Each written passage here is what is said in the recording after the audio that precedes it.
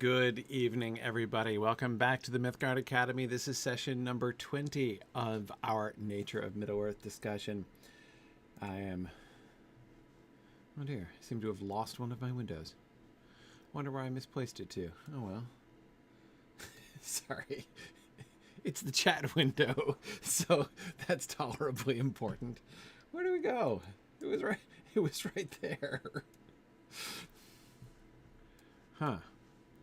How peculiar. All right. It believes it's open somewhere. Huh. Well, that's interesting. Okay. So I apologize. I can't see the chat from Twitch and YouTube, but I can see the chat from those who are with me in Zoom. How odd. All right. Well, there we are.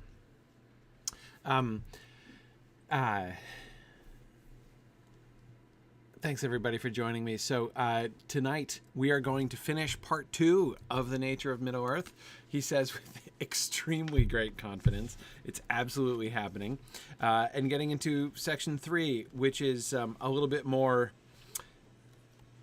eclectic in its content for sure, which I find pretty interesting, actually. A whole bunch of random stuff we're going to get to soon. We're going to be getting to Lembas and you know, the founding of Nargothrond and a whole bunch of other random random things. I just love the chapter titles. You know, Elvish Journeys on Horseback and things like that. Lots of miscellaneous stuff, which should be a lot of fun.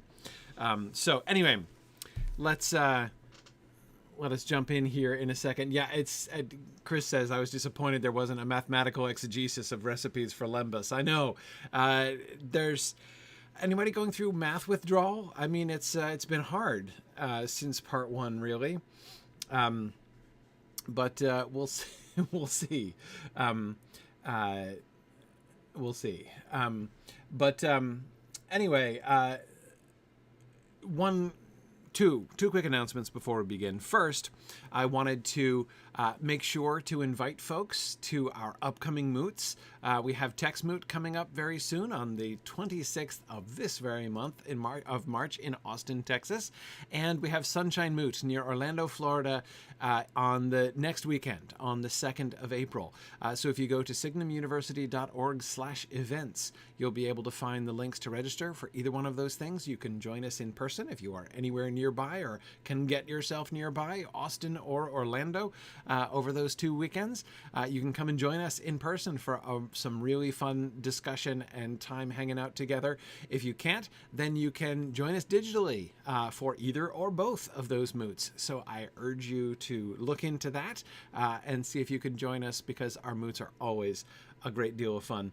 And then we have, I also wanted to draw your attention to what's going on in our space program. Our space program has been just blowing up lately, which is really fun. I mean, in, like, you know, good ways and stuff.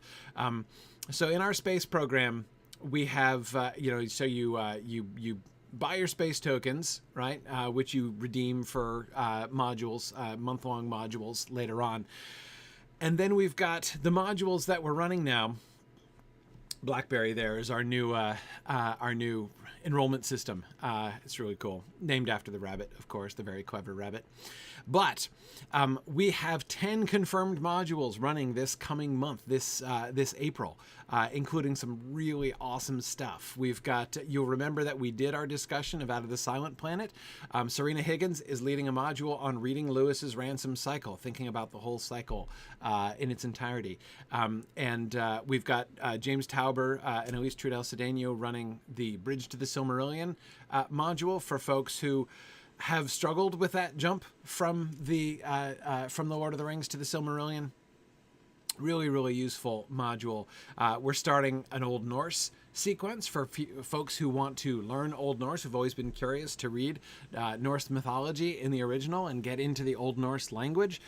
We have our conversational Spanish module running, our creative writing workshop, a history of anime, so many things that are going on here in April. All of these being offered and are concretely scheduled here this coming April. And then coming up in May, we've got a whole bunch of other modules and other new modules, like Learn Klingon. We've got a Klingon, the beginning of a Klingon sequence happening. A module on creative languages, on conlanging. We've got on Tolkien's invented languages themselves. If you want to learn more about, you want to, like, your beginnings, your first steps towards learning Tolkien's invented languages.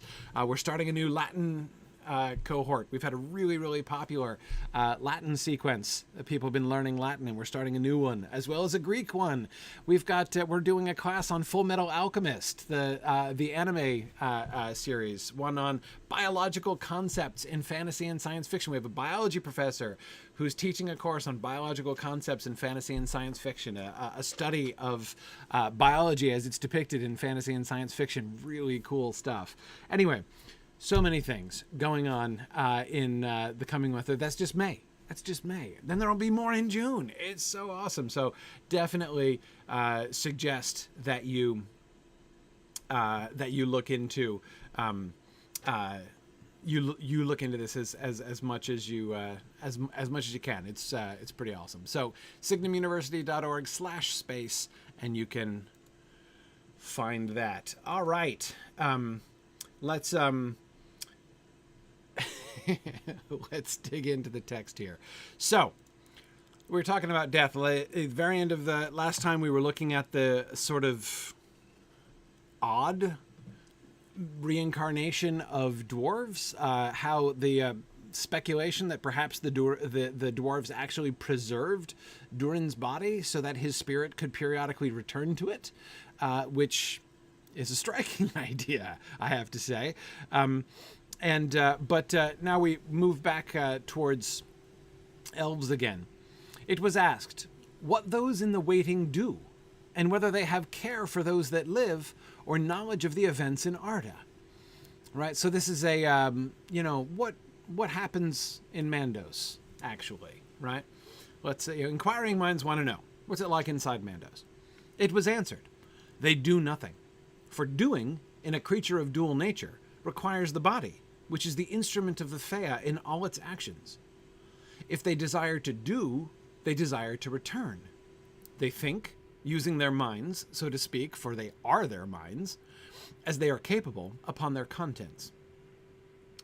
These are the memories of their life, but they may also learn in Mandos if they seek knowledge.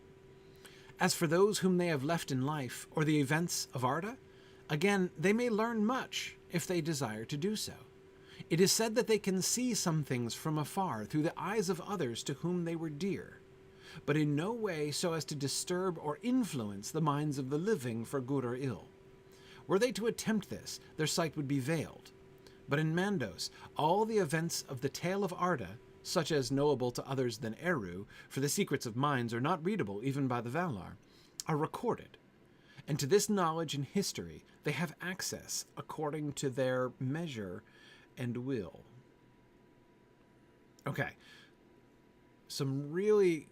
There are some things in here which, I don't know, sort of normal things, right? So first of all, we get that initial emphasis on doing, right? What do they do? Nothing. They don't do anything. To do, you need a body to do stuff, right? Thinking and learning doesn't count, right? I mean, they're floating minds and memories, right? Without a body, they can't do anything.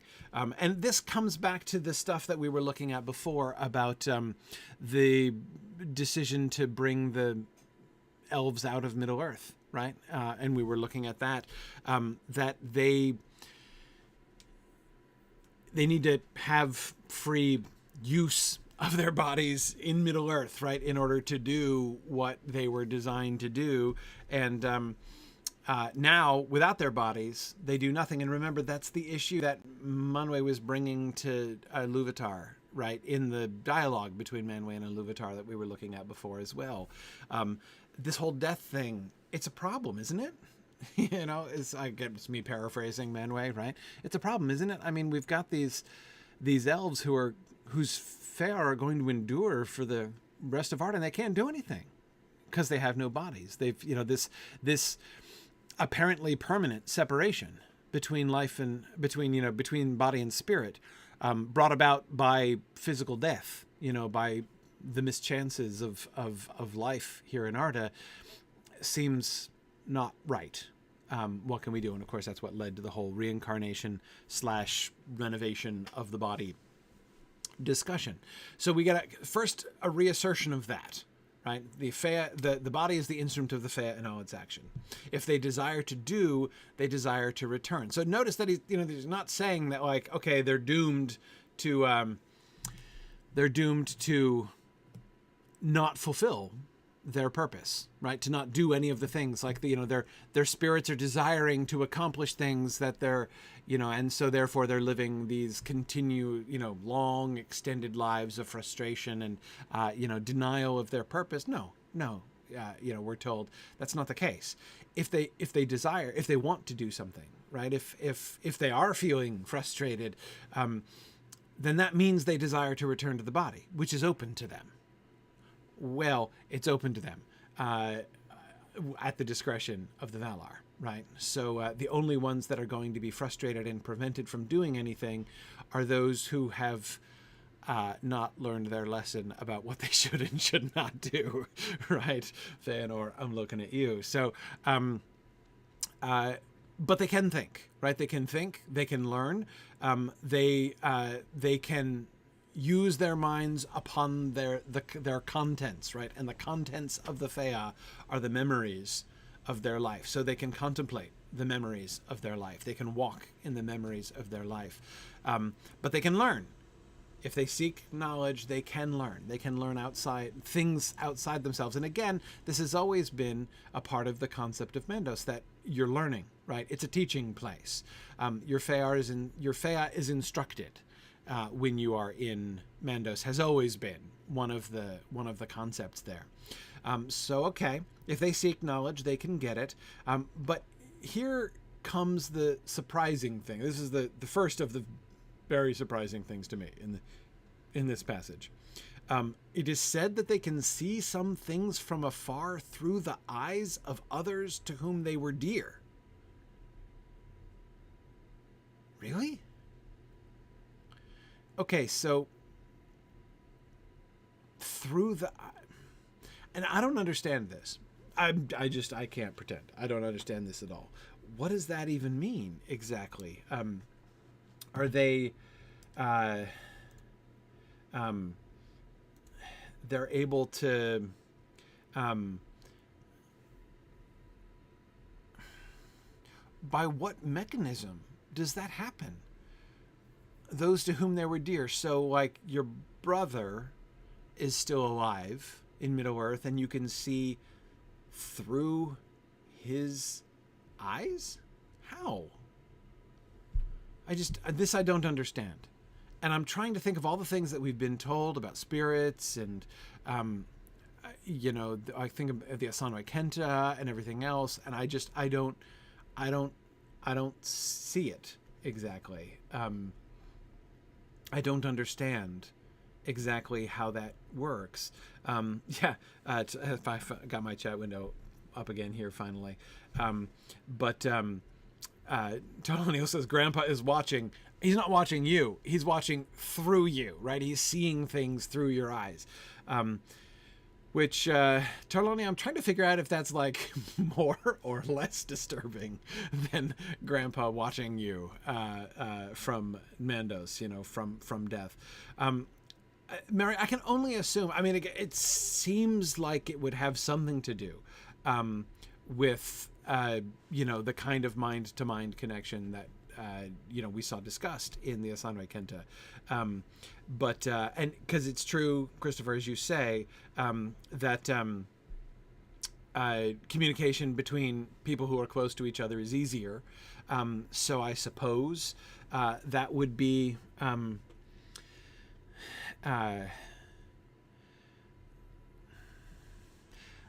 but the thing is, here's my problem. Here's the reason that I'm struggling with that. I can imagine, I guess, how that's possible, right?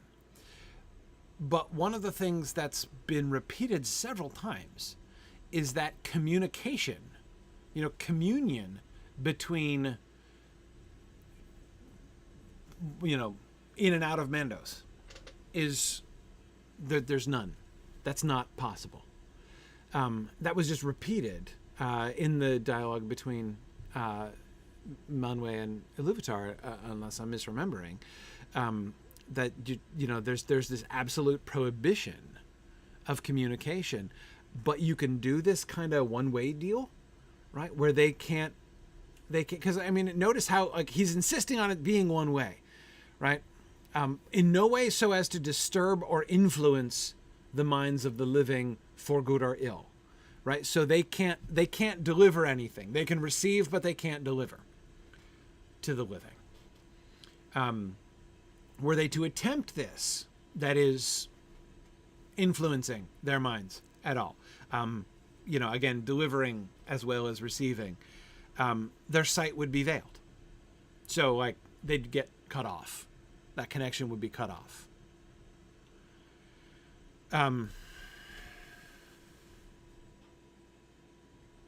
Yeah, I don't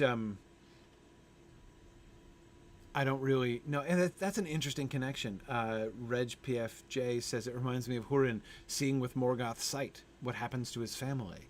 That is interesting. Now, it's not the same because, of course, he's not being connected to his family. He's being connected horribly to Morgoth, right? And that one would think would be far worse. Yeah. Very odd. Very odd. I get the sense,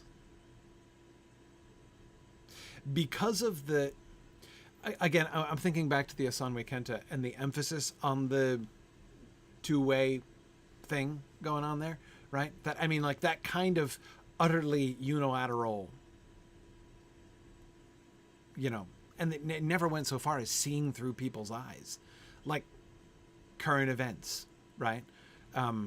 It's one thing to be able to open your minds to each other and, know what they're thinking or whatever, but to actually perceive through their eyes, is that even how it, I don't remember that being described as how that works, right? So it sounds a little bit like that kind of mind-to-mind connection, but it sounds unlike it in a bunch of ways too. What it sounds almost more like is that what they are participating in here is not your typical Fëa to Fëa communication mechanism, but rather some kind of property of Mandos itself, right? That Mandos provides access to this sort of thing somehow. Mandos,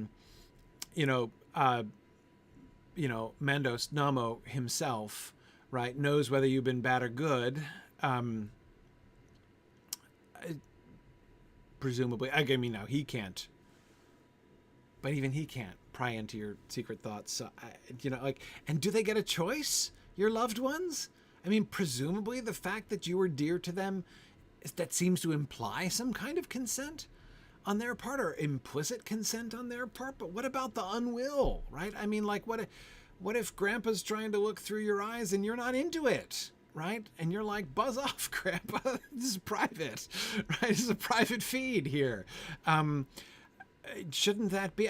We get the repetition of the secrets of minds not being readable even by the Valar, right? Of the sovereignty of the unwill.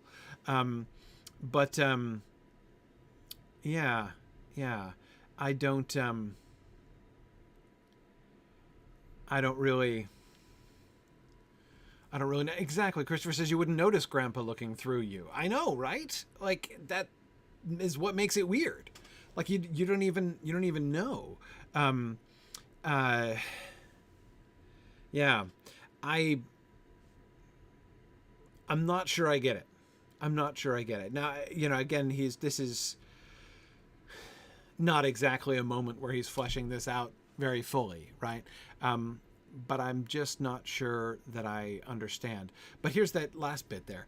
In Mandos, all the events of the tale of Arda are recorded, and to this knowledge and history they have access, according to their measure and will. So, the tale of Arda is recorded there. Like we in the Silmarillion, we're told that it's recorded in the tapestries, right? It's what Vaire's up to, is recording everything. This seems to me a little bit less difficult, right? If Namo and the Namo's team, right, the other Ainur involved in the process, right? There's Namo and Vaire and presumably other Maiar with them, right? Whose job is to observe and record. If that's one of the things that Mandos is doing, that I can get behind that, right? I can understand that. Now, notice, of course, this is where we get the proviso. The tale of Arda, not the secrets of everybody's minds, because those are not readable by the Valar, even, right? So not even Namo gets access. It can break somebody's own will, right? So unless somebody's made themselves deliberately an open book to Mandos himself, then their minds are not going to be recorded there in Mandos. But the public feed, right? The story of what happens and whatever. Okay, so that's all there. And this is why I think it's the reference to the events of the tale of Arda that made me think maybe the whole looking through their eyes is less. It's not the working of a power of the minds of the dead dude, right? The elf in Mandos. That Fëa exerting the power of his Fëa to connect to the other Fëar, right? But rather participating in some kind of broadcast feature of Mandos, to which he's attuned by the mutual affection. I don't know. I'm trying to make it work. I don't understand. But that's the closest that I got. And it's that idea that part of the sort of power, duty, role, right, of Mandos and the occupants of Mandos, is to record, is to be in touch, right, to be in tune with what's going on in the world out there, in Arda, around Arda,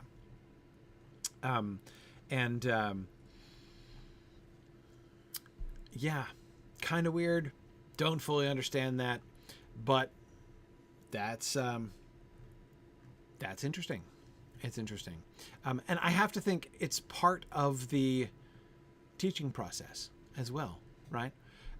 One of the reasons that presumably they would have access to the knowledge of the tale of Arda is for them to understand, right? For them to get a wider picture on their life, their choices, right? Like, Fëanor, this is your life, right? Let's look at let's look at what was happening in Alquilande the day after, shall we? Right? Let's learn. Can we learn something about what we see Fëanor's view, right? His perspective on the world narrowing and narrowing and narrowing, right? From that moment, all the way through, right? I keep trying to name a starting point when Fëanor's kind of view of the world begins to kind of tunnel down, right? But I keep pushing back the point at which I want to start that. I was going to say, the time when he refused the Silmarils to the Valar after the destruction of the trees. And then I'm like, well, actually it kind of happened before that when he was banished, right? And drew his sword on his brother. Actually, maybe before that when his father married again, actually. So anyway, but you can see this progressive, the shift from Fëanor as he was in when he drew his sword on his brother, right? And then you compare him to him leaving his brother and their people all behind and burning the ships, right? His own self-absorption, his own, that narrowing of his view, of himself, of everybody else, right? Of what's going, what the world is about, right? I mean, things have really, really compressed down, and so one can easily see how, okay, Fëanor, Tale of Arda, big picture, right? Let's really, really think about the big picture here and try to understand all this and widen your view again. That kind of thing seems to me like a very natural way of understanding this process of instruction that we always were told was going on in Mandos. But the whole seeing through people's eyes thing, that's the bit I don't think I get at all. Yeah. Yeah.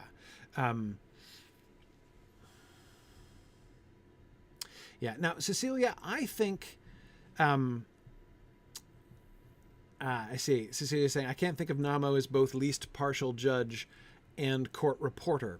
I think the problem is with that latter. It's not about the court reporter, right? He's not recording what happens in court.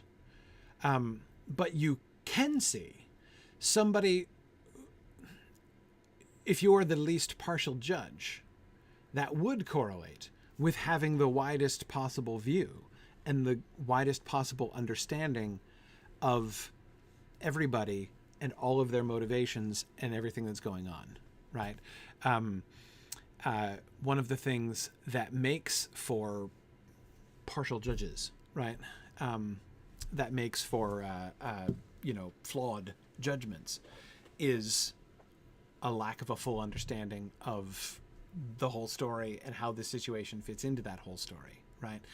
So I think if we kind of take that element of it outside of the purely forensic context, right, courtroom context, then I think we can see how that kind of impartiality and that kind of fullness of knowledge can sort of go together there, I think.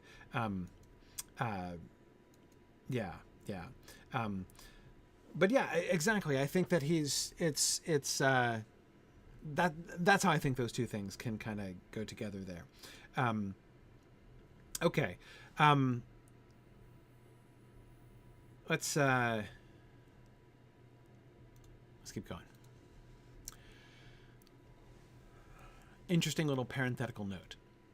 It would no doubt to the incarnate have still held the pain of loss and farewell. That is, death in Arda unmarred, right? Death in Arda unmarred would no doubt to the incarnate still have held the pain of loss and farewell. But that is in part due to the mystery of love within time, and in part due to the fact that the incarnate only entered into the design of Ea after the rebellion of Melkor, so that their whole being is bound up with the marring. This some hold, it is the will of Eru that they should redress or atone by the suffering of love. So, one of the questions is, again, this death question. Would there have been death in Arda unmarred? Is death Melkor's fault because of how Arda has been marred by the rebellion of Melkor? So is Melkor in that way sort of responsible for the sufferings of the incarnates? And the answer is, okay, well, presumably death would still have been possible in Arda unmarred. I mean, you could still get, run over by a steamroller and then set on fire and thus have your Hroa be put out of commission, right? I mean, presumably, I don't know if there would be steamrollers necessarily in Arda unmarred, but you know what I mean. Like, it's possible to have the by some mishap that presumably would still be at least a theoretical possibility, maybe very much more infrequent, right? Because, but still, presumably, it would still be theoretically possible for your body to become decommissioned, and therefore, as an elf, your spirit to be separated from it, and death to result. And if that did happen, it would no doubt, to the incarnate, have still held the pain of loss and farewell. So, could death have theoretically happened? Yeah, it could have. If it did happen, would it have been sad? Yeah, of course it would. Because it would have been attached to loss and farewell. So how could that be? How could there be loss and pain and death in Arda unmarred? And this is kind of a twofold answer to the question, right? The sort of simplest answer to the question is, but this is kind of pretty theoretical, right? There is no, to say what would life for the incarnate have been like in Arda unmarred is an impossibility, because the incarnates were never even brought in to the music. They were never brought in until after the marring, right? So was that Iluvatar's plan anyway? Would there have been incarnates had Arda been unmarred? That from this seems to be uncertain, right? Their whole being is bound up with the marring. So no incarnates, no elves, no humans predated the marring. So there is no sense of an optimal life that has been lost, right? And this is really interesting to think of. We've drawn at many points. We've talked about things like the fall of man, and we've kind of paralleled and suggest some similarities and differences between the idea of, fallenness in elves compared to Catholic doctrines of fallen humanity and original sin. There are, as I say, both similarities and differences there.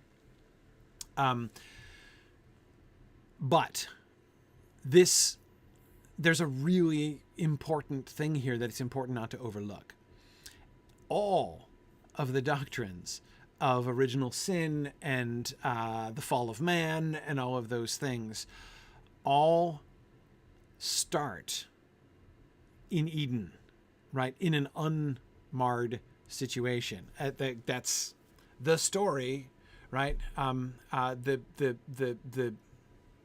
The Christian story, the Catholic story, the biblical story is the fall from paradise, right? The marring is not there in day one. That's the generally the story, right? This is very different, right? In this sense, there was no paradise. There is no Eden into which the incarnates in Tolkien's world were placed, and which then they lost, right? So whatever similarity there may be, and again, we've looked at some similarities and some differences, whatever similarities there may be between the, the sinfulness of elves, or potential sinfulness of elves, or whatever, the potential of elves to commit sin or whatever, and original sin, the doctrine of original sin. This is a huge difference between those things, right? There is no fall exactly, not in the same sense, right? They are bound up with the marring from the beginning. They are inserted into Arda marred on purpose, possibly because it was marred, right? This some hold it is the will of Eru that they should redress or atone. The theory here is that the point of why did Iluvatar make the incarnates in the first place? So that they might be his instruments to redress or atone the marring of Arda. And so therefore, again, they are intrinsically connected with that marring. There is no concept of the incarnates in Arda unmarred. And so any kind of projection of that, any kind of what ifs that involve, what if Arda were unmarred and the incarnates lived? What would things be like for them then? Totally theoretical. Totally theoretical, because again, this idea, some hold, right? It's a theory, it's floating out there, that it is the will of Eru that they should redress or atone for the marring of Arda by the suffering of love. And this gets back to the other answer to the question that he gave. So one answer to the question, what would death be like in Arda unmarred? What the big answer is irrelevant. Not even really a thing, right? Because it never happened. But notice the other answer. That is in part due to the mystery of love within time. That is, when they are thinking through that theoretical but unrealistic question of what would death among the incarnates, what might it have been like in Arda unmarred, right? Their answer to that question, when they ask themselves that theoretical question, the answer is it would still have held the pain of loss and farewell, even in Arda unmarred. Why? Why should it? If Arda is unmarred, why should there be the pain of loss and farewell? And the answer to that is the mystery of love within time. The mystery of love within time. If you love within time, the pain of loss and farewell is intrinsic to your experience. You cannot have love within time without the pain of loss and farewell. Timeless love? Sure. Without time as a factor, there needn't be loss and farewell. But with time involved, there's always going to be loss and farewell. That's intrinsic. It's part of the mystery of love within time. And that therefore, within time, love always involves at least the potential for suffering. When you love, when you are attached, right? When you are giving yourself to something else, and that something else, you're both moving within time, right? And therefore there is the possibility of loss and farewell and the pain that goes along with that. There is necessarily involved the potential for suffering. Is that a bad thing? Well, then we come back around to the end of this passage.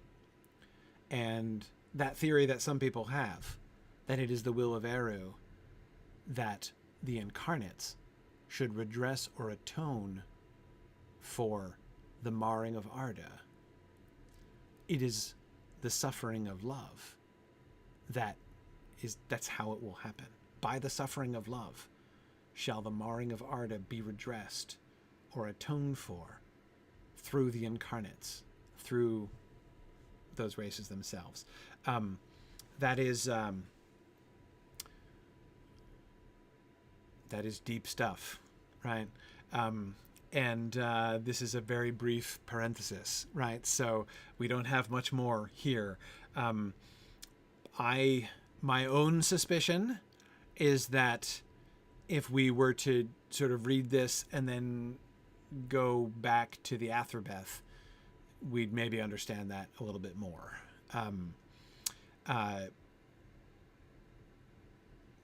I cannot myself think about Eru attempting to redress, or more conspicuously, atone, that's a very conspicuous word, for the marring of Arda through the suffering of love and the incarnates without thinking about Jesus. And I suspect that that's where Tolkien's mind was going as well, that the incarnates and the incarnate races are going to be an essential element in Iluvatar's plan to atone for the marring and to heal the marring. But of course, as is typical, he doesn't talk about that as much, right? He doesn't go into much detail on that. What he says in the Athrobeth is some of the most explicit stuff he says anywhere about that. But even that's not super explicit. But I suspect that that's kind of the trend of his thinking there. Yeah, but again, it's hard to. I mean, I'm tempted to dwell on this longer, but I don't want to dwell on this longer because it's not really fair. I mean, this is one short sentence, right? And to try to build an entire, theological structure on that one sentence would be, I think, inappropriate. But again, to me, what I'm seeing here I would suggest that he's pointing towards the same thing that he was towards. He is, through talking about the incarnates and the marring and the atonement, I think he's pointing to the incarnation with a big capital I. That is the incarnation of Jesus, and eventually, and to, the Christian eucatastrophe. I think that that's what he's pointing to here, but he's still pointing from afar off, and a lot of the details of this are certainly not very clearly worked out. All right, more on the perspective of the Eldar. True, regret and sorrow come to the incarnate from love that is, for the duration of Arda, bound within time. Again, it's intrinsic. Regret and sorrow come to the incarnate from love that is, for the duration of Arda, bound within time. But decay and dissolution is not abhorrent solely because of this.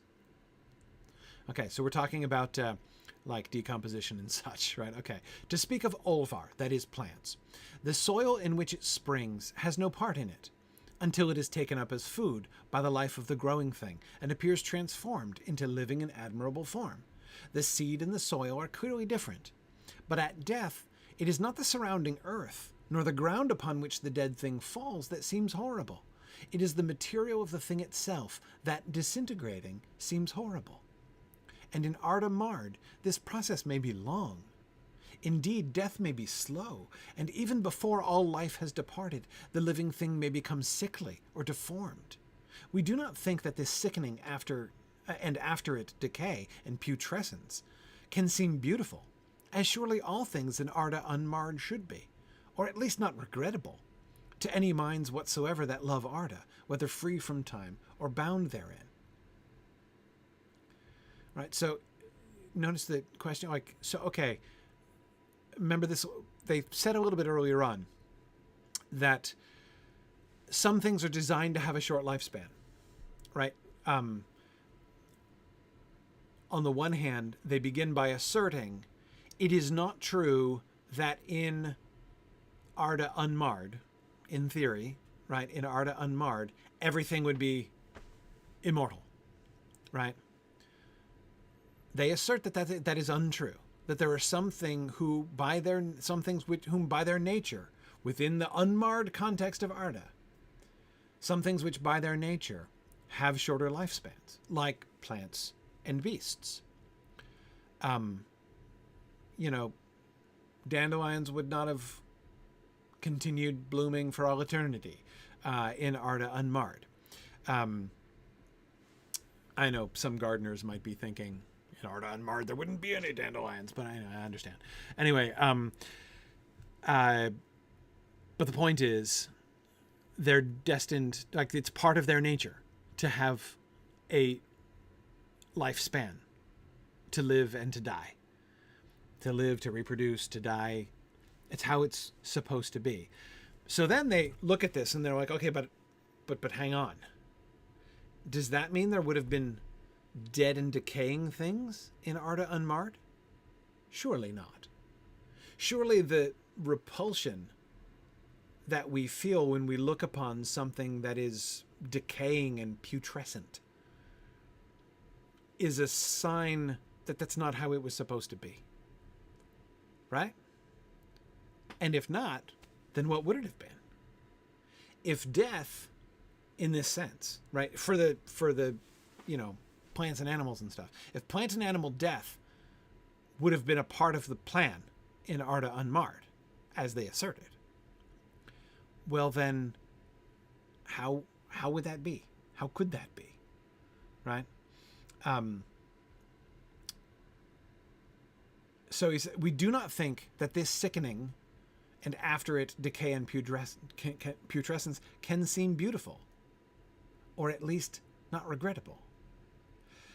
Again, like in theory, you'd have to be able to imagine that the slow death and decay, first, decrepitude and sickliness and sickening of an aged thing before it dies, and then after that, its decay and putrescence.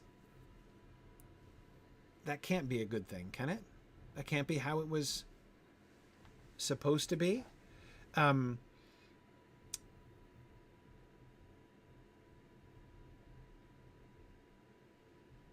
Yeah, so Arthur, I think what he's saying here, we do not think that this can seem beautiful, as surely all things in Arda unmarred should be. We do not think that it can seem beautiful, or at least not regrettable, to any minds whatsoever that love Arda. So Arthur, he seems to be rejecting the idea that, like, it seems to be, I don't know, doubling down on the fact that putrescence, it ain't beautiful. And it wouldn't have been beautiful. In Arda unmarred, it wouldn't have been beautiful. And so here's the conclusion. Therefore, we hold that death and decay in the kinds that we now see cannot be part of Arda unmarred, in which we consider only natural death and the end of completed life, and not the deaths of violence. So again, like, we're assuming in Arda unmarred, presumably things wouldn't be dying by violence in the same way, right? That's part of the marring, presumably. But even if you get rid of the idea of tragic death by violence, there's still natural death and the end of completed life, right? We still have the problem with decay and decomposition and whatever, right? And decrepitude and all that kind of thing. Okay, also, it may be thought that even those things that have by nature a short duration would in the health of Arda unmarred have lived longer and more completely. Okay, so like that would help a little bit, I guess, but that wouldn't necessarily. So they conclude, therefore, that death and decay in the kinds that we now see can't be a part of Arda unmarred. It must not have been that way, right? So there's this challenge to sort of guess or imagine how things in Arda unmarred would have been. Again, and it's a fascinating sort of imagination, isn't it? Because again, the simplest thing to imagine is like, and there is no death. Nothing ever dies, right? But this rejects that and says, no, things still would reach their completion. Even if they lived longer and more completely, they come to the end of a completed life, some things would still die. There seems to be a rejection of the idea that all plants and animals would have been undying in Arda unmarred. And so therefore the only conclusion must be that death itself would have been different. It would not have been decayed. Alyssa, I like the idea of sort of instant dissolution, like the unbodying in Lewis's space trilogy. You remember the unbodying of the dead in Out of the Silent Planet that we talked about. Yeah, I wonder. Yeah, Devora was thinking the same thing. Yeah, possibly. Yeah. And yeah, Mr. Dennis, I totally agree. I think this is one of the reasons why they are insisting on this, right? As Mr. Dennis says, without some form of death, would there still be room for the beauty of birth and growth? It'd be a very crowded place. Yes, I think that's exactly why there needs to be that. It sounds really nice to kind of vaguely wave your hand and say, oh yes, and nothing would suffer and nothing would die and everything would live eternal. But then in the end, you just get stasis, right? Nothing is born. Nothing grows. And is that better at the end of the day? I'm not sure that is better. Or at least I'm not sure that that's exactly, especially since not only growth itself, but birth, the transmission of life, seems to be a big part of the whole pattern, right? And therefore would have been missed, I think. The pattern would have been much less complete. Yeah. A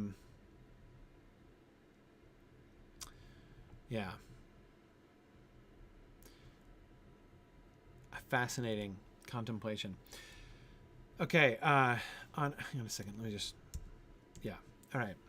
On this subject, that is of the death of short-lived creatures, How about elves and vegetarianism, right?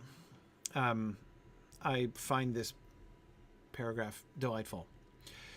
It would seem a wise conclusion that death, or the ending of living things of short duration, is now otherwise in Arda marred than it might have been, and it has been marred in special by Melkor. For he desires ever new things, and loves nothing that has been or already is. And at first he recked not how things were removed to make room for others, but came at last in his hatred and despite of all things, even those which he himself devised, to rejoice in their defilement. On the other hand, the incarnate cannot rightly conceive of Arda unmarred in this matter of death, for they in their begetting by Eru belong to Arda marred. This whole idea, they literally cannot imagine what Arda unmarred could be like. They have Arda marred in their, in their bones, right, in their DNA. And this is most clearly seen herein. They are, as it were, the heirs and participators in death by violence. They cannot live without causing the death or ending untimely of living things that have corporeal life. They cannot live without causing the death or ending untimely of living things that have corporeal life. Some of the Eldar and some men eschew the slaying of Kelvar, that is animals, to use their bodies as meat, feeling that these bodies, resembling in different degrees their own, are in some ways too near akin. Yet none of the Eldar hold that the eating of flesh, not being the flesh of the incarnate and hallowed by the indwelling of the Fëa, is sinful or against the will of Eru. But even so, they must kill and eat Olvar or die, for it is their nature to be fed, as to the Hroar, by living things corporeal, and things have a right to live according to their nature. Yet violence is done to the Olvar, which have a kinship with the bodies of the incarnate, be it remote, and these are denied the fulfillment of their own lives and final shapes. Therefore we must hold that the incarnate belong by nature to Arda marred, and to a world in which death, and death by violence of others, is accepted. Neither elves nor men eat willingly things that have not died by violence, such as roadkill, right? I guess they have died by violence, but anyway, like you don't come across something that just dropped dead in the woods and eat it, generally, right? Neither elves nor men willingly eat things that have not died by violence. You don't wait until things die of decrepitude, right, in their advanced old age, and then eat them, usually. Now, here's what I really love about this paragraph. I've always thought it, so, first of all, it's the whole vegetarian elves thing, right? This is partly a Peter Jacksonism, or at least it was another one of those things that was strongly reinforced by the Peter Jackson films. But this is, even apart from the Peter Jackson films, I have always found, and always been slightly surprised to find, in some ways surprised, in some ways not, that many Tolkien fans all seem to assume that elves must be vegetarian. That, like, the idea of, that elves living in touch with nature would never kill animals in order to eat them. Right, and again, this idea seemed to be, confirmed. Peter Jackson seemed to avail himself of this sentiment. I'm thinking, of course, especially in the Hobbit films of the dwarves in Rivendell and such. Anyway, this is the idea of elves killing animals and eating them seems appalling to many people. It just seems to be absolutely contrary to their views of elves. And I've always argued against this. I've always said, look, we have to acknowledge that elves hunt. We get elves hunting on many occasions, especially in The Hobbit. But we even get elves explicitly cooking meat in The Hobbit, for that matter, in the description of the feasts of the Elven King, right, and his people. But certainly the elves hunt. But here's the thing that always bothered me about this, to some extent. The thing that always bothered me about it is that it seemed in a sense, a very un-Tolkienian idea, or rather to fall prey to exactly the kind of thinking that Tolkien himself always fought against. And that is blind bias in favor of animals and against plants. Right? Remember, of course, the famous letter where he says he's always considered himself a defender of plants, a lover of plants, and a defender of plants. If Tolkien was like a plants' rights activist, and so therefore, I've always thought that whenever I've asked people who had the mental image, right, that elves in Tolkien must be vegetarians, whenever I've asked them why do you believe that elves in Tolkien are vegetarians, they've always responded with some version of like, again, like elves are at peace with their environment and like they're in touch with nature and would not just go out and kill things and then eat them. But what about plants? So they're vegetarians, but they don't have any problem going out and killing plants and eating them. Whenever I've said that, people have laughed at me. Often have laughed at me and be like, oh, that's not the same. Isn't it? How is it not the same? How is it not the same? Especially to somebody like Tolkien, who considered himself a defender of plants, right? And who spoke against exactly that kind of bias. Oh, the lives of plants don't matter, right? Lives of animals, those are precious. And to slay an animal in order to eat it would be horrible. But to kill a plant and then eat it, that's fine. That's absolutely completely different. No, it isn't different. And so I've always thought this. I've sometimes tried to argue this. And so reading this paragraph, I was like, there it is. There it is. That's exactly it. Even so, they must kill and eat Olvar or die. And that is still because of their nature to be fed by living things corporeal. Violence is done to the Olvar, and these are denied the fulfillment of their own lives and final shapes.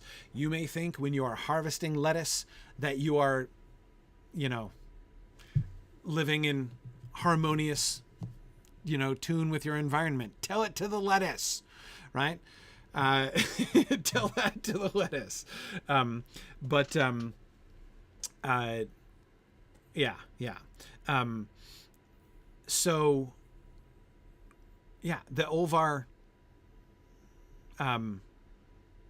Olvar and Kelvar alike. And again, this is not to say that like it's wrong.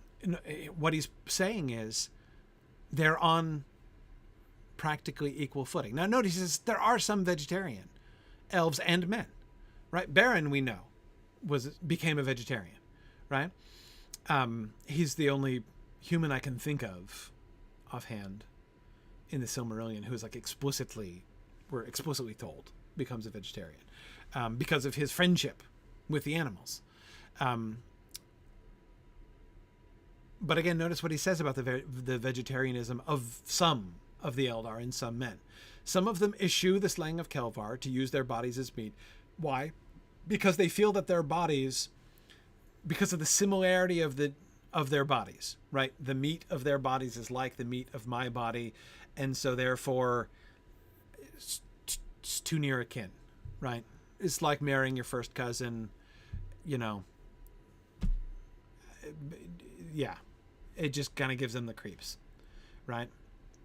But notice how he immediately asserts none of the Eldar, even those who choose to be vegetarian, hold that the eating of flesh is sinful or against the will of Eru. It's not wrong to eat meat. Even those who are vegetarian do not believe that it is wrong. They choose not to because they don't like it, right? They don't want to do that. But they wouldn't argue that it's wrong to do that, because there is still a difference.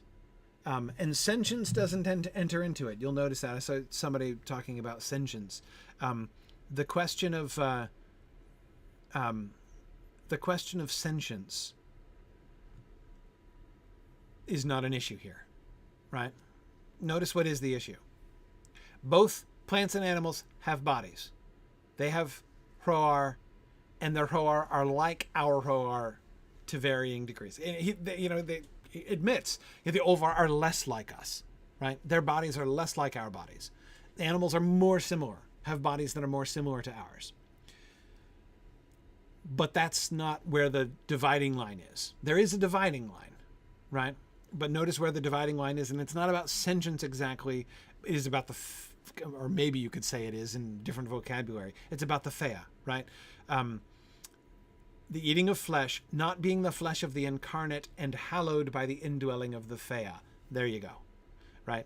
When there's a Fëa indwelling that Hroa, then is that Hroa hallowed, made holy by the indwelling of the Fëa.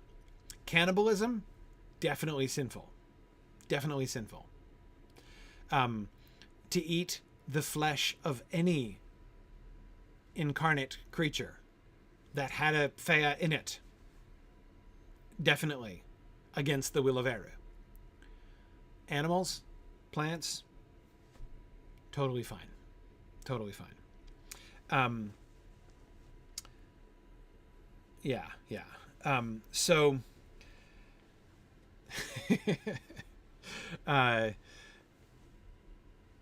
yeah. And I love the consistency of this. I've always, as I say, it's always kind of bothered me. But I've never been able to prove it. I never had a thing I could point to before. When I was trying to make this argument, and everyone always thought this argument was really weak when I made it before. But I never thought it was.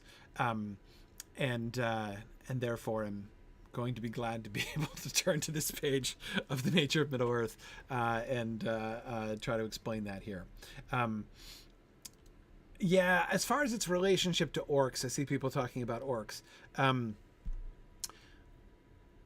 I think the only relevance to orcs necessarily, explicit relevance, is that it's a sign of how horrible they are, right? That they will eat the flesh. I think that it is exactly this taboo, right? It's exactly this, fundamental breaking of the will of Eru that we should feel and hear when, Ugluk starts talking about gives us man's flesh. The idea that Saruman gives them man's flesh to eat, right? That is, that sentence, it's like one of the most horrible things ever said about Saruman in The Lord of the Rings. That's one of the most damning sentences in all of The Lord of the Rings about Saruman himself. I don't think the very most, but way up there. So the orcs will do cross that line and eat the flesh of incarnates, hallowed by the indwelling of the Fëa. Also, Gollum. Gollum stealing and eating babies, for instance, is a plain sign of how far over the line Gollum is, right? He's far over the line, and that's a pretty clear indicator, I think. Yeah.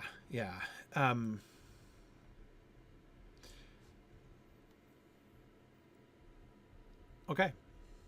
But backing up from the mere vegetarian question, do you see the really powerful thing that he's saying here about how deeply at home both elves and humans are in Atonement? You can see,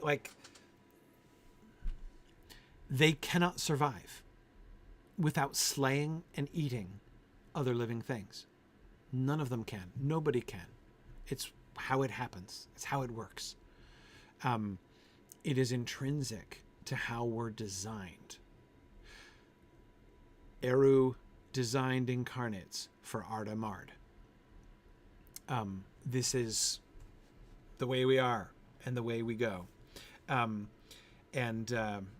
Yeah, Everett, I can see your question. Yes, you can post questions there.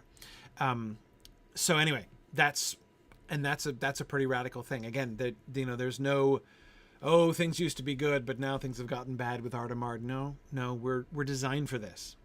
We're completely designed for this. Which means, of course, by the way, it suggests something about Arda healed, right? If we know Arda unmarred is gone, and no incarnate will ever see Arda unmarred, but Arda can still be healed. There might still be Arda remade down the road, right? And if we get to Arda remade, there's going to be some serious renovation that's going to be needed, right? Things are going to be different, including what are we going to eat for lunch? I don't know. Right? I don't know what we're going to eat for any breakfast in Arda healed, right? It's one of the things that, becomes a really open and interesting question. Speaking of orcs, were you thinking about that too when you were reading this passage? The rare cases are those where sunderance, that is, so we're talking about sunderance again still between the body and the soul, right? The Fëa and the Hroa.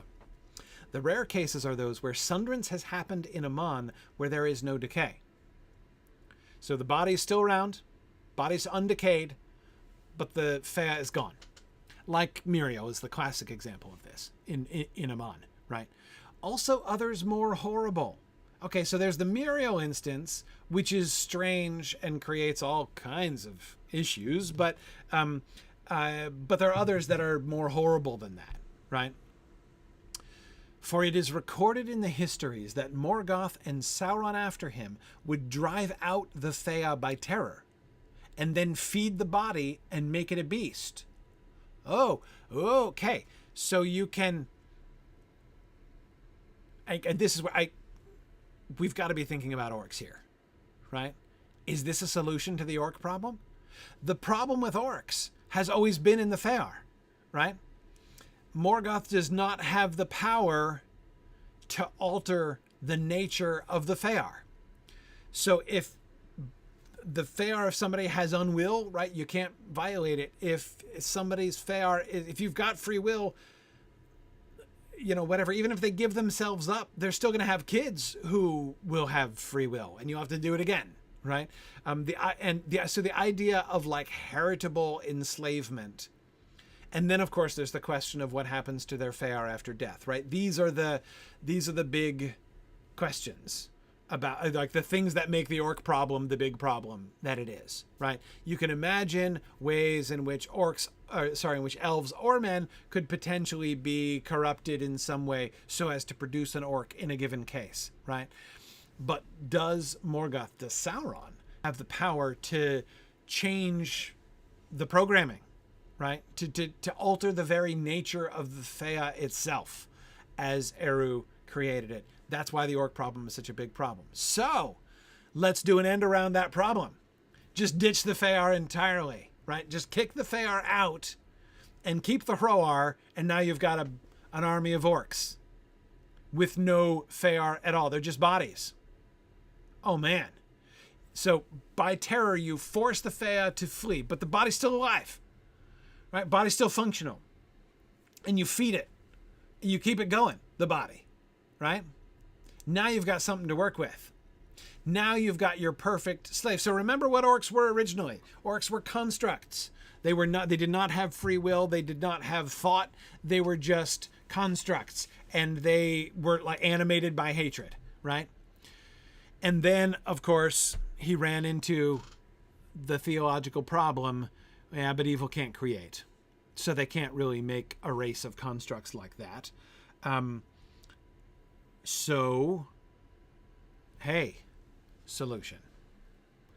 This would result. And yes, they would be like zombies, or Tarloniel more like zomborks. I agree. The zomborks, and I know there was some talk about zomborks before. I think that, this kind of idea he was talking about a bit in Morgoth's Ring as well when we were looking at the orc options there.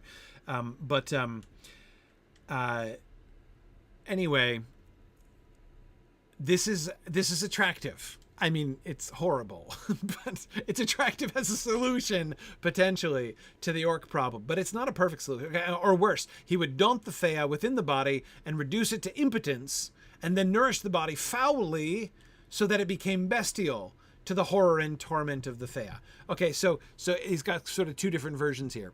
The second one is merely a description of how, like, that sentence in the published Silmarillion about by like a slow work of torment, the elves become corrupted, and it's, we're not told how, right? The curtain is drawn over what happens to the elves, and then, but out the other side of that horrible and unspeakable process come orcs, right? That latter sentence sounds like a commentary on what that would look like, right? Not what exactly did he do, like what precisely was the process. We're not being given a set of instructions here, but rather a description of what it would be, right? To daunt the Fëa within the body and reduce it to impotence, that it would then nourish the body, and then you nourish the body foully so that it would become bestial to the horror and torment of the Fëa. That sounds like the corrupted elves or humans, whichever he decides, as he was leaning towards humans later on. That latter does not seem to me to solve the problem. You can horrify and torment the Fëa all you want. That doesn't mean you can overcome the unwill. That problem still remains, right? Not to mention so again, if you want to solve the orc problem, the beautiful thing about orcs, which are, of course, wholly unlovely, so I know that's an ironic thing to say, but the beautiful thing about the orc concept, the reason that he was struggling to keep it, to find a way to keep it, even after the theological adjustments, is that the orcs are perfect enemies, right? To have these construct creatures of Morgoth who are merely an expression of his hatred, upon whom you need have no pity.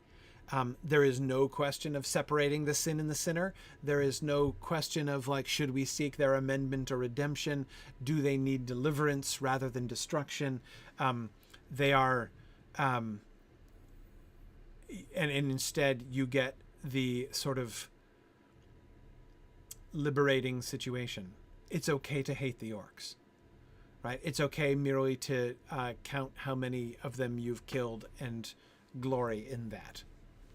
Right? Like at the Battle of Helm's Deep. And if there's any question that the orcs might be themselves victims and objects of pity, then you can no longer think of them that way. Then they lose their sort of quasi allegorical force, if you see what I mean.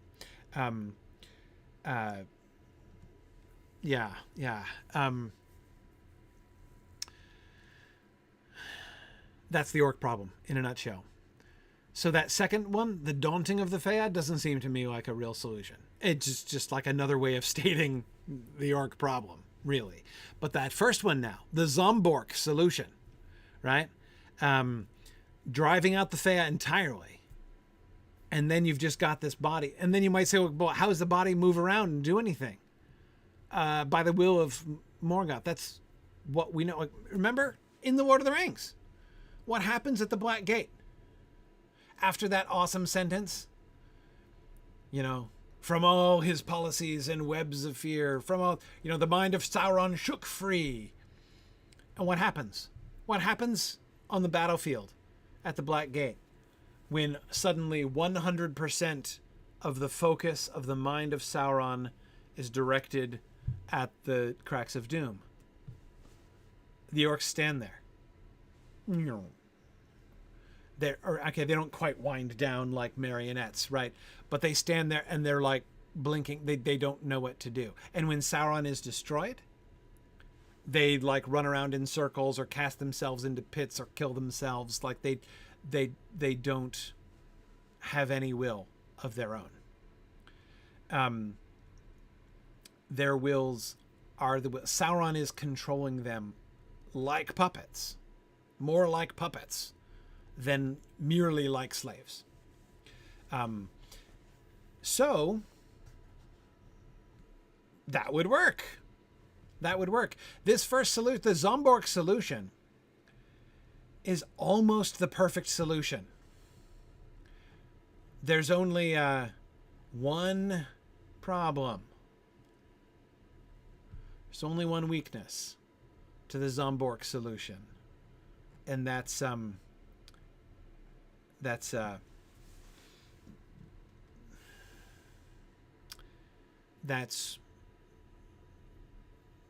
reproduction, right? Reproduction in general, like, would they be able to reproduce? You know? I mean, and if they did, what would their babies be like? Would their babies be born without Fëanor? Just because their own Fëanor had been driven out of their bodies? That seems uncertain to me. And of course, there's a bigger question. It's not just like, would they be fertile or not? It's also the question of, remember, they have to survive independently for centuries, like during the Second Age and the first part of the Third Age, right? I mean, there are some serious interregnum periods, right, when nobody is dominating and ruling over the Orcs, and they're just left doing their own thing, right?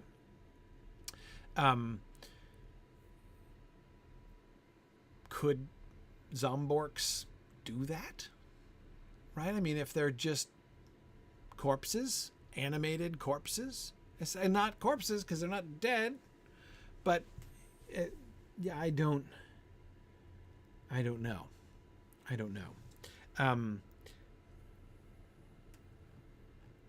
Yeah, exactly, First Fish. Eru is the source of all Fëanor, right? So he would be implicitly, if the offspring have Fëanor, then he would be blessing that, right? Yeah, it's strange. They could, Arthur, I suppose, have babies. That is true. Perhaps in theory, but I'm not really sure. Yeah, now, again, this is one sentence, right? So, he doesn't spell out all of the implications. I got to this parenthetical and was like, wait a second. Hey, in this context of thinking about the separation of the Fëa and the Hroa, that idea might have legs, right? You could maybe do something with that. It's hard. Like, it's not perfect. It's not a perfect solution. Again, there's the big problem of I was just about to say regeneration. That's quite the wrong word. Procreation. And of dwelling independently, presumably as some kind of society. And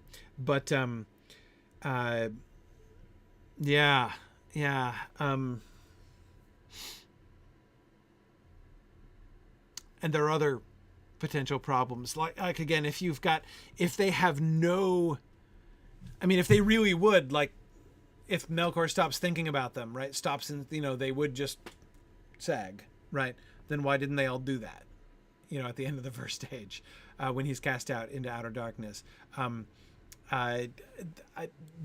Yeah, there are problems. But I don't think they're wholly insoluble problems. I still think this strikes me as one of my two favorite solutions to the orc problem.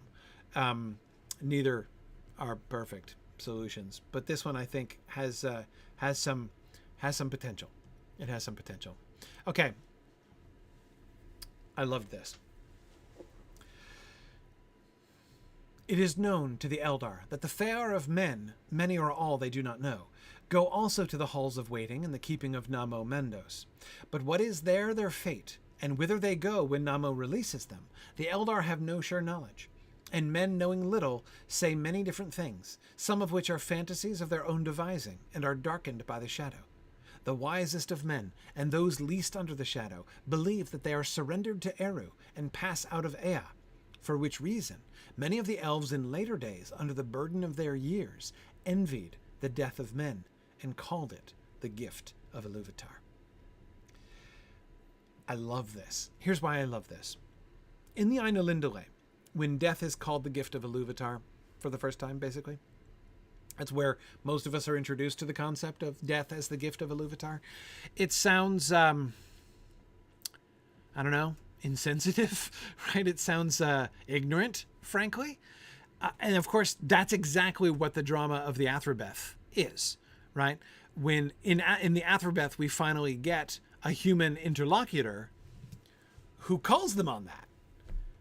And is like, yeah, I know that the Eldar called death the gift of Iluvatar to men, but that's just because they're ignorant morons who are self-absorbed. She just lays into him, right? Like, this is a sign of how little you understand, right? You are speaking of what you do not know. I've heard you guys say that, right? And please, right? So we finally get this like human rebuttal to that sort of elvish perspective. So,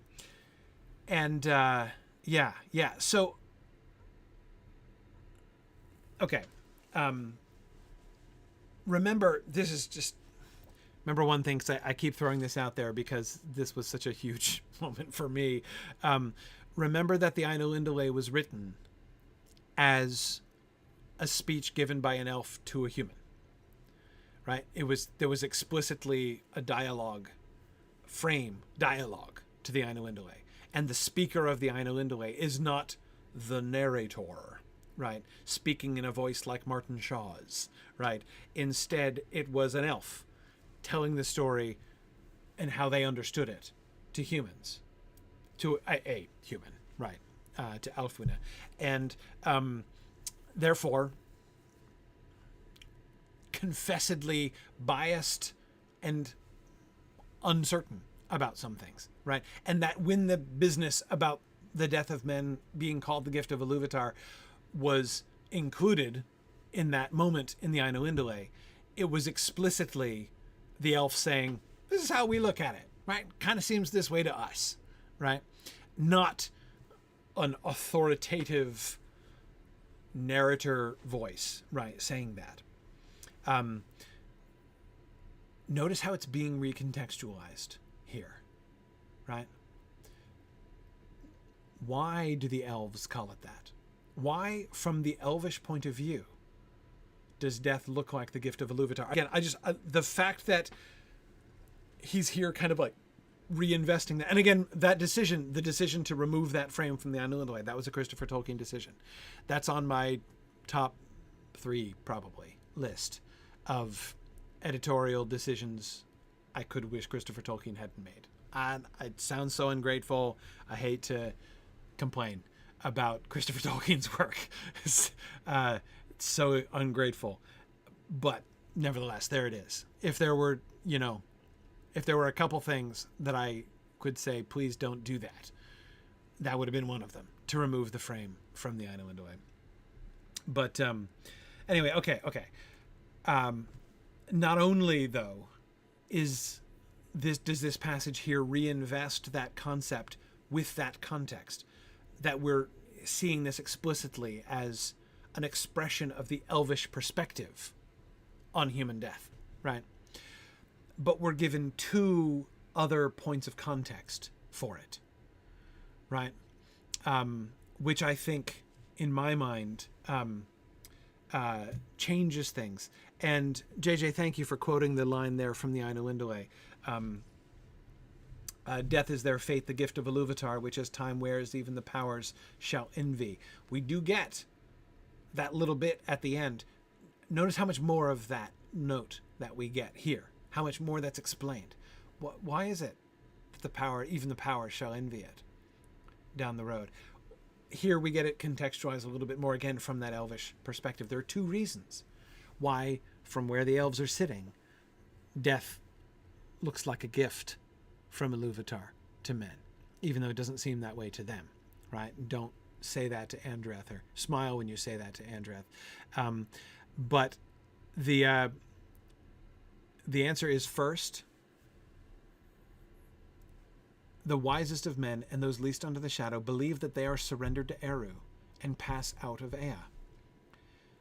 The passing out of Ea, because of their... So the elves have Estel. They have hope, right? They believe firmly in the goodness of Eru, right? And when they see that these spirits of men are being taken outside of Ea, they know that this must be because Eru is taking them. And because of their trust for Eru, they believe this is clearly... They don't know what happens to humans, but they believe that this must be a good thing, right? And under the burden of their years, they come to envy the death of men. Continual life, as long as the life of Arda, is no picnic, right?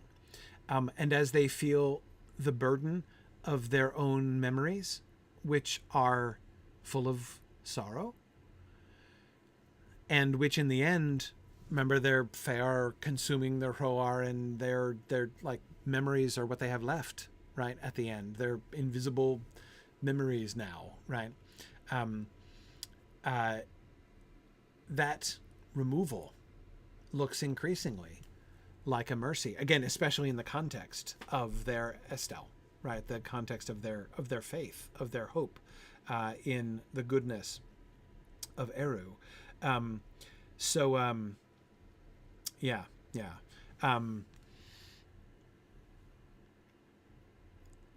This is just to me a very much more satisfyingly contextualized treatment of why the elves consider the death of men the gift of Iluvatar. And I find that really satisfying. Oh, sorry, I wanted to go back and answer... Everett, you had asked a really interesting question, and I missed it at the time. So I want to just pause for a second and come back to it. Though I should warn you in advance, Everett, you're going to be disappointed by my answer. But it's a great question, so I'll ask it because it's worth asking anyway. And Everett's question was back to the question of it was in the context of the vegetarianism stuff, and thinking specifically about what flesh you can and can't eat, and the flesh that has been hallowed by the indwelling of the Fëa, right? And so he asks very sensibly, what about talking birds?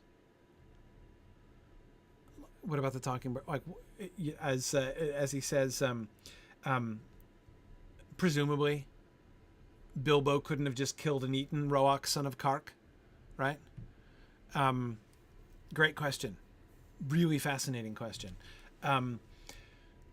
My disappointing answer is I have no idea. Of course, it's always hard with The Hobbit. It's always hard with The Hobbit because if you were to sort of chart, right, create a graph in which, see, what I'm going through math withdrawal too, JJ. If you were to make a graph, right, and have plot things on an axis with increasing levels of internal consistency of the narrative, right, or like increasing emphasis on the importance of internal consistency in the narrative in Tolkien's works, you have The Lord of the Rings is near the end of that, right? Near the high end of the importance that he placed upon really working out the details, and of course then increasingly the Silmarillion material. I mean, I would actually put his theoretical begun revision of the Silmarillion, the stuff we've been looking at in this, I would put that beyond The Lord of the Rings even, because The Lord of the Rings still does, as Anna points out, thinking foxes and stuff, right? And I assume you're also thinking, would it be okay to kill the thinking fox? Yeah, I agree. Or to kill and eat, I should say, the thinking fox. Yeah, okay, so the Lord of the Rings is pretty far down that line. I think this Silmarillion stuff, this stuff that he's doing, like almost everything that we've been reading in this book, is even further beyond it, right? He's trying to take that direction and continue it, right? And on the other end of the spectrum, like the very other, the at the lowest end of the spectrum would be things like the poem "The Adventures of Tom Bombadil." I'd put maybe at the very low end. I would put Farmer Giles of Ham pretty low on this list, right? Pretty low on that spectrum, right on that axis. I put The Hobbit pretty low on that, as far as how much he was emphasizing internal consistency, especially of world building. The Hobbit's pretty low. There are a whole lot of things in The Hobbit that he kind of chucks in there. I mean, it wasn't even part of this world. You know, he wasn't really doing world building. He was telling a fairy tale. He was writing a fairy tale which included a whole bunch of elements that he really loved, some of which he was pirating from his own work, some of which he was pirating from, you know, Beowulf and Norse mythology and all kinds of other places, right? But still at the end of the day, it was a fairy tale and not very much. I mean, you can see a lot of places where he's not really placing a high emphasis on internal consistency, and it doesn't hold together nearly as well as the Lord of the Rings or some other things. Yeah, exactly, First Fish. This is why he did so much retconning of The Hobbit when it became necessary for consistency. Yeah, exactly. He had a high, left a lot of work for himself, right? When he decided later on to bring it in. I would put, by the way, his early mythology, like the Book of Lost Tales, I would put it I would give it a higher value on the axis than The Hobbit. I think he was being more consistent, but still way below the Lord of the Rings. Anyway, so there's... But Everett, this is not me answering your question. This is me explaining why I can't answer your question, because I'm not. Think about the Lord of the Rings. Where do we see examples or reasons to believe that there are beasts in the Lord of the Rings that have Fëanor? I agree. It's an open question. The ravens, the swallow, not the swallow, the swallow, a swallow. No, the thrush, right? The thrush. Boy, am I tired. I'm getting the Hobbit and Monty Python confused. You know, it's been a long day. The wargs themselves, right? The spiders. I mean, like it's not at all clear, right? But notice how a lot of that gets smoothed out. In the Lord of the Rings, we get very little along those lines. Now, I think, Everett, it's very likely when we think about Shadowfax, for instance. Shadowfax is an excellent candidate, but notice how he still doesn't cross those lines. Shadowfax doesn't talk. Now, somebody's going to say, hey, didn't Shadowfax's ancestor Fëanor know the speech of men? Yeah, I know.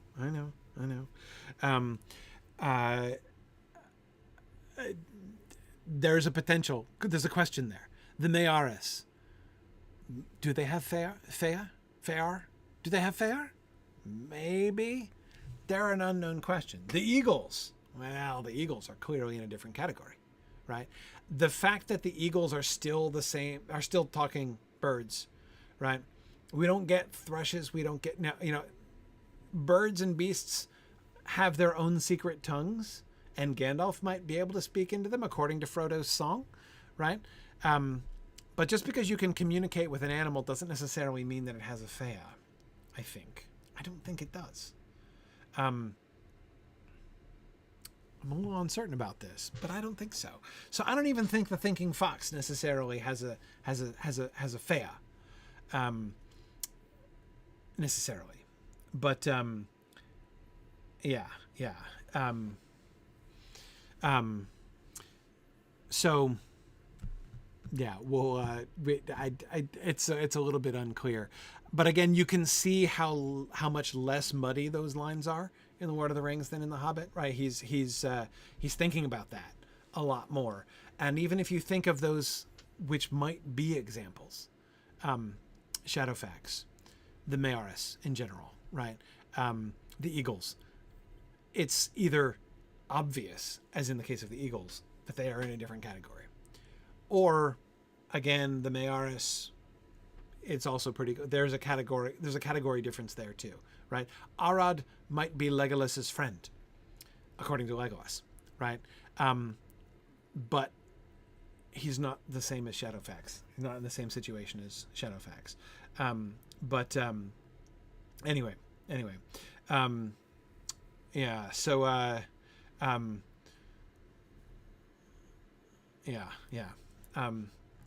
Cecilia, you're right. Cecilia's thinking about the passage that we're just about to get to next week in Exploring the Lord of the Rings, in which Bill the Pony swished his tail and said nothing, right?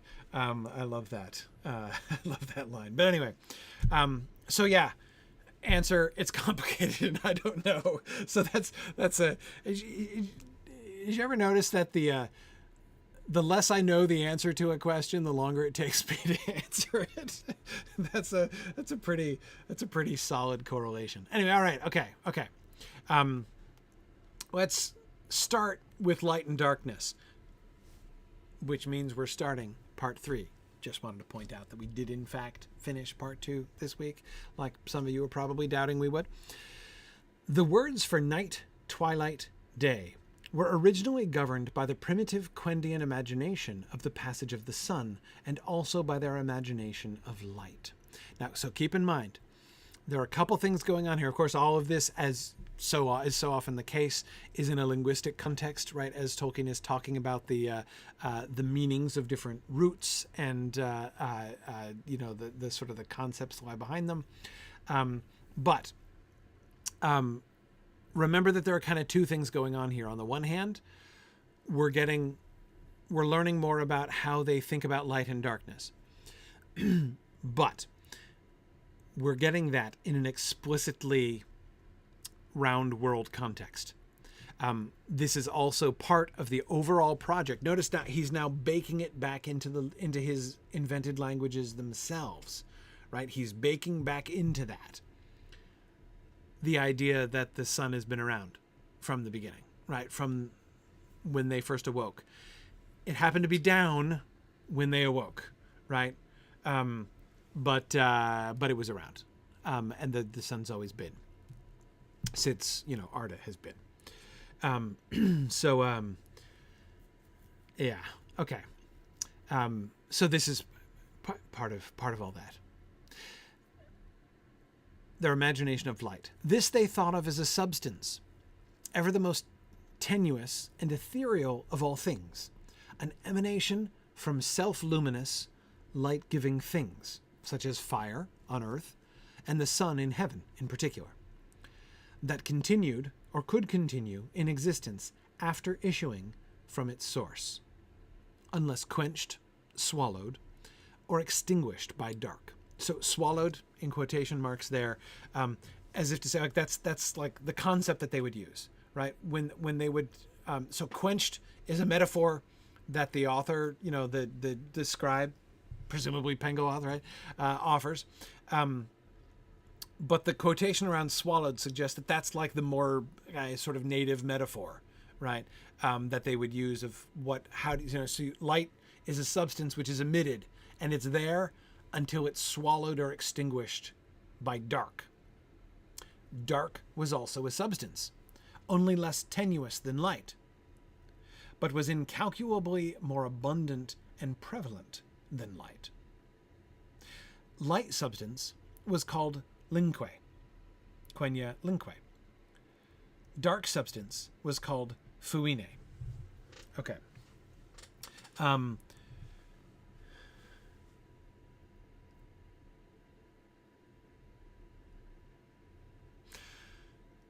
the one hand, this stuff is perfectly consistent with what we see in the Silmarillion, especially in the Silmarillion, right? We see this kind of thing all the time. The trees certainly were self-luminous, light-giving things, right? And what happened? What happened to the light stuff that got emitted from the trees? What happened to it?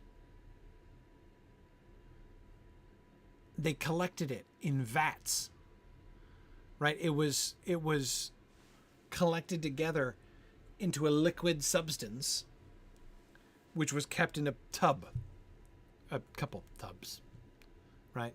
Big tubs, swimming pools of liquid light.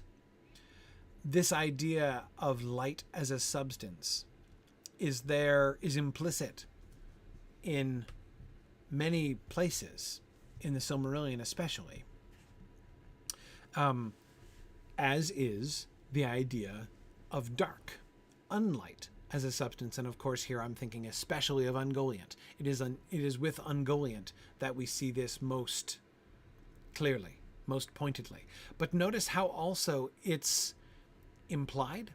So on the one hand, we get a quasi-naturalistic explanation of the defense against light, both from Morgoth in the north and from Sauron in Mordor, both by the same naturalistic mechanism, right? Volcanic eruption leading to clouds of ash, which create this pall of cloud which protects against the light, right?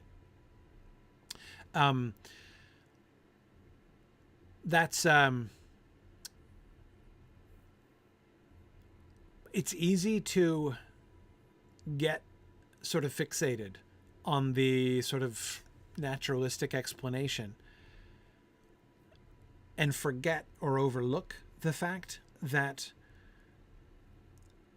the actual language used to describe it, especially the shadow of Sauron stretching over the sky. I think a lot of people really kind of seize onto the purely natural, as if it's merely clouds that are covering the sky. And yet, I think it's clearly not the case. When I read this about the substance of darkness, that is, I think, clearly what we are seeing happening. Like, are volcanic emissions involved as well? Yes, I do think that they're also involved. But think of the fundamental metaphor that the shadow is in The Lord of the Rings. Think of all the language of, covering the world with a second darkness, right? We can hear persistently behind all of that language this idea of darkness as a positive thing, as a substance of its own, not merely the absence of light. And of course, we encounter it in Shelob's Lair. Not surprisingly, right, in The Daughter of Ungoliant. But yes, JJ, the implication is that Sauron absolutely could make a flash dark. That in a lighted room, you could shine your darkness around. That's kind of what Sauron is doing, right? In the Dawnless Day. Emitting this darkness, which obscures the light, which destroys the light. And of course, as we can see, also has a spiritual impact as well, right? Not just a merely physical. It's not merely physical darkness, right? And again, that is even more pointedly and specifically the war between light and darkness. Concrete light and concrete darkness is even more dramatically illustrated in Shelob, right? The darkness of Shelob's lair. And then think about light. Think of how the light enters into her eye sockets, right? Again, the language, the metaphors used there characterize the light as like stabbing into her like a blade, right? And again, it seems like just metaphor, unless it's kind of not just a metaphor. At least it's not how the elves think of it. I think this is fascinating. So on the one hand, so as I say, I have two reactions to this. One is that when you kind of think back over the language of light and darkness in the Silmarillion, in the Lord of the Rings, I can't help. I just like, I'm nodding. I'm like, yeah, okay, I can see that. I can see how this concept, this deep concept informs that language, steers those, even if they are metaphorical, that's the metaphor that's being used, right? Again and again.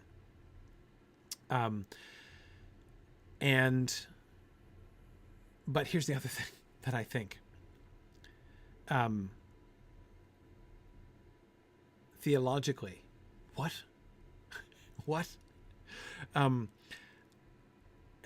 I say theologically because remember one of his big premises, right, that he won't budge from, the theological premise that he won't budge from, which creates the orc problem, is that evil cannot create, right? That evil, which, this derived from this, old Augustinian idea that evil is not a positive thing. Evil is just a corruption.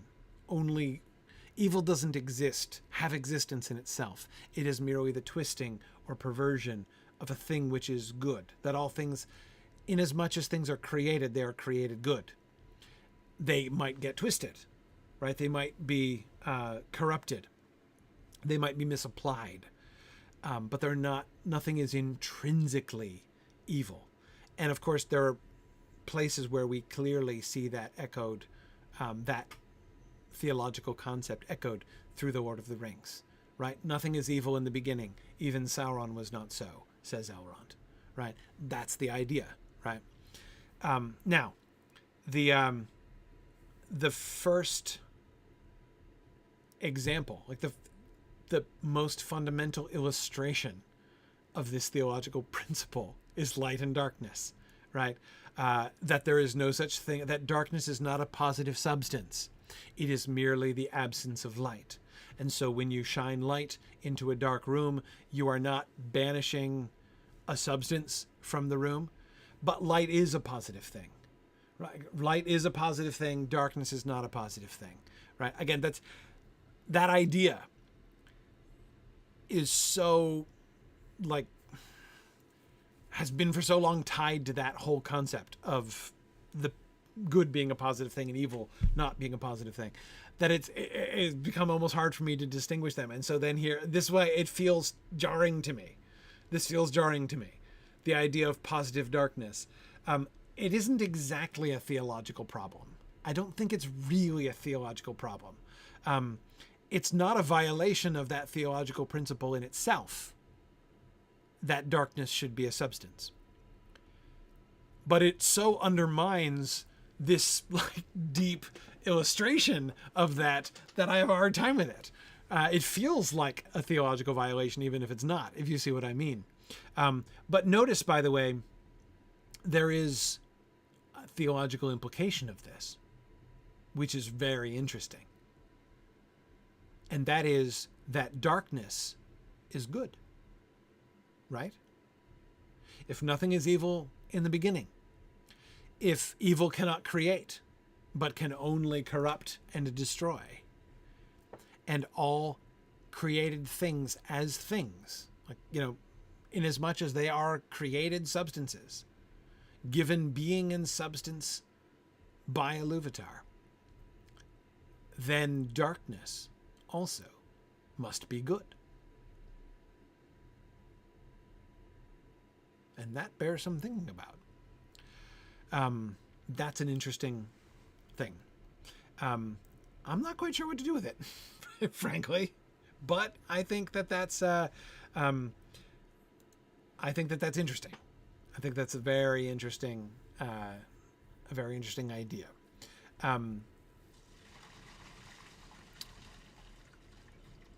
Yeah, JJ, I do agree.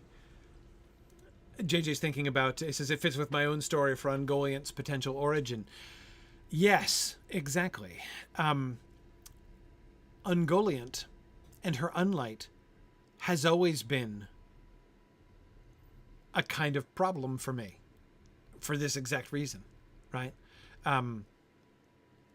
But if we start with the idea that darkness as a substance is itself good or potentially good, like in its origin is a good thing, then having a Gloomweaver who has unfortunately become corrupted, right? But she would have been the Gloomweaver from the beginning, but that would have been good. That would have been a good thing. I don't know what her job was kind of meant to do.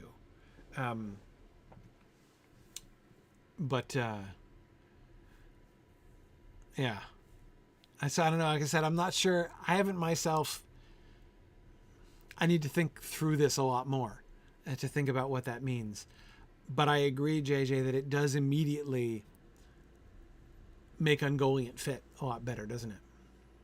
It certainly makes it easier to think about Ungoliant's origin story. And I think that that's interesting. All right, I'm gonna. What's next? Oops. No, I definitely don't want to go there. Okay, yeah, we're definitely not going to get to mythoastronomy. We'll do mythoastronomy next week. Okay, yeah, all right. Okay, yeah, I was just peeking ahead to see, like, is there a short thing I could do? No, there's just not. Okay, we'll do mythoastronomy next time. Thanks, everybody, for joining me. Look forward to continued discussion next week as we go through book 3. Let's go through chapter 7. We got a bunch of really short chapters, so let's go through chapter 7 for next time. Let me just confirm there. Oh, that's the founding of Nargothrond. Yeah, I think it fairly unlikely that we're going to get further than that. So yeah, let's say chapter 7, and we'll see how far we can get through as we continue. We're getting there. We're moving our way through. Should only be a couple more months, and we'll be finished with the book. Thank you, everybody. Fun discussion tonight as always, and I will see you guys soon. Bye now.